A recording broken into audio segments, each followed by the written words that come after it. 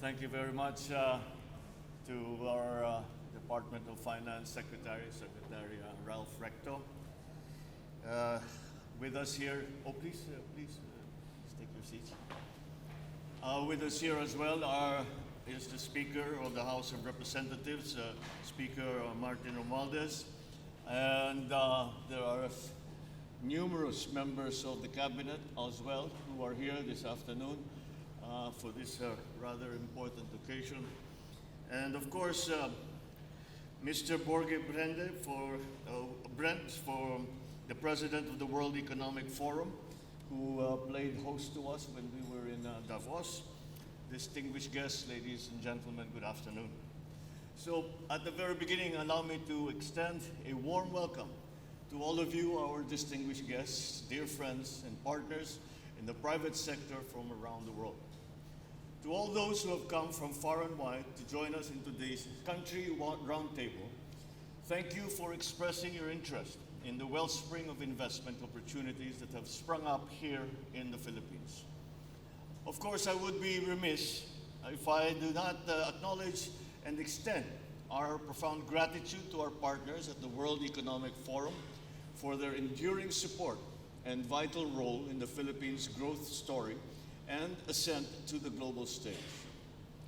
As you may recall, it was about a decade ago that we hosted the 23rd World Economic Forum on East Asia here in Manila. Discussions back then centered on the glowing promise and potential of the Philippines as the strongest performing Southeast Asian economy in 2014. 10 years later, we bear witness to the full fruition of that vision.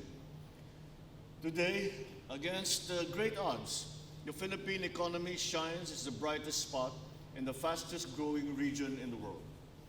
In 2023, the Philippines capped the year off with the highest GDP growth in all of Asia, including China, meeting and exceeding expectations of major multilateral organizations such as the IMF, ASEAN Plus 3, Macroeconomic Research Office, and the World Bank. The country's growth performance was largely driven by the resiliency of domestic demand, an impressive feat against a backdrop of elevated prices and overlapping crises in the global market. It comes as no surprise that investments, particularly in durable equipment and public construction, emerged as a key driver of our full-year growth. From the moment I took office, it was abundantly clear to me that securing investment-led growth required the right policy thrusts and priorities.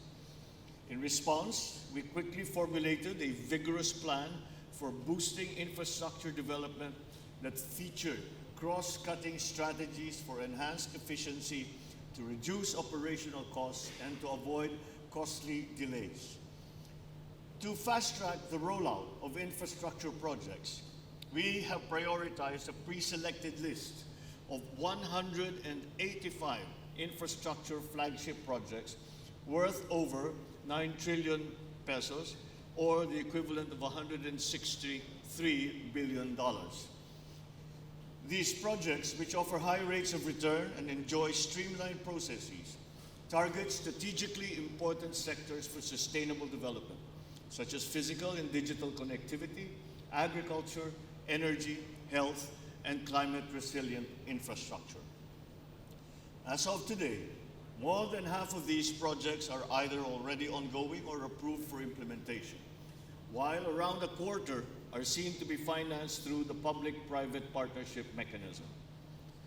Since the early days of this administration, the economic team and I have consistently underscored the pivotal role of PPPs as a potent instrument for harnessing the combined strengths of the public and private sectors for inclusive and efficient nation building. To demonstrate our firm commitment to providing an enabling environment for PPP investments, we revised the Build, Operate, and Transfer Law implementing rules and regulations with the help of key stakeholders from the private sector within the first 100 days of the administration. This was soon followed by a slew of other regulatory reforms in the country's PPP framework, including the landmark PPP Code, which provides a stable and predictable policy environment for PPP projects. At the same time, we are actively focusing our policies on galvanizing foreign investments to generate a broadly beneficial investment boom. Our economic liberalization measures signal the dawn of a new era of investments here in the Philippines. Now, international firms are welcome to invest in a wider range of high-impact sectors, form joint ventures with Filipinos, or even fully own domestic enterprises in select renewable energy projects. We aim to cover every front at every point of your investment journey. Investors can now count on expedited processes and improved ease of doing business with the newly established green lanes for strategic investments. This directly addresses binding constraints to investments that have long impeded the flow of capital into the country. A sustainable future will not be shaped by siloed thinking and short-term policy making.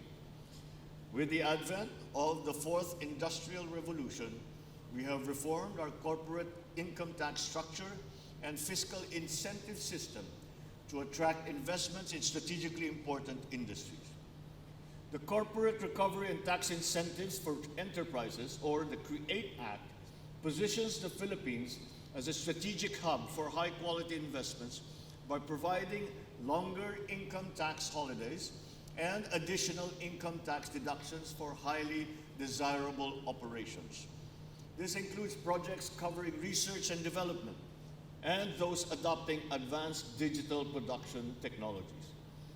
We have also established the Philippines' first ever sovereign investment fund to channel capital toward productivity-enhancing sectors. The Maharlika Investment Fund is designed to serve as a magnet for equity financing from abroad and a vehicle for driving long-term growth without compromising efforts towards fiscal consolidation. Furthermore, we are actively fortifying trade and economic ties across the region to promote inclusive cooperation in a time of geo-economic fragmentation. The Indo-Pacific Economic Framework for Prosperity will establish a high standard commitment that will deepen economic engagement across the region. So together with ASEAN-Australia-New Zealand Free Trade Agreement and the Regional Comprehensive Economic Partnership, we will champion our regional economic integration as a viable pathway for shared prosperity. But all this is a mere glimpse into the world of opportunities lying in wait here in one of the fastest growing economies in the world. Clearly, the Philippines is in a prime position to enter into a sustained period of robust economic expansion over the next couple of years. I extend an invitation to our guests and partners here today to join us in this exciting new phase. The members of the economic team are here today ready to discuss those opportunities that I speak of in greater depth. Once again, thank you for coming to this country roundtable on the Philippines, and I sincerely hope that today's event will serve as a fertile ground on which new and stronger partnerships will take root and flourish. I wish you all a productive and pleasant day ahead. Thank you and good afternoon.